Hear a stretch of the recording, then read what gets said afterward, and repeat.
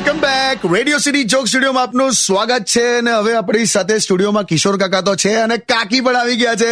અને કાકી ઇંગ્લિશ શીખે છે. હમણાં અમે બ્રેકમાં ગયા ત્યારે બધા ઇંગ્લિશમાં વાતો કરતા હતા, હે ને કાકી? અરે શું હવે થાય છે, એટલે આઈ એમ ઇંગ્લિશ લર્નર. હા તો માથે એલ લગાડ. લર્નર એટલે કે ડ્રાઇવિંગ ટેસ્ટ નથી આપતી.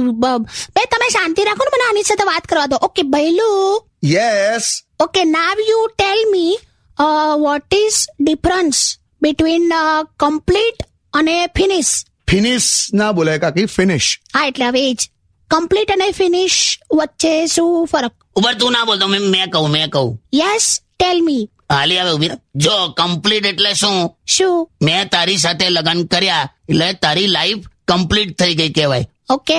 અને મારી લાઈફ ફિનિશ થઈ ગઈ કે? ઓકે સમજી ગઈ. તમે મને ખબર જ હતી તમે હોશિયારી મારશો. એટલે તને ખ્યાલ આવી ગયો ને? ખોટી એ કરો છો. કાકા શાંતિ રાખો ને તમે. મને હેલ્પ કરો ને તમે. ઉભા રહો, ચાલો હું તમારી સાથે ડાયરેક્ટલી ઇંગ્લિશમાં વાત કરું. Now you also reply in English.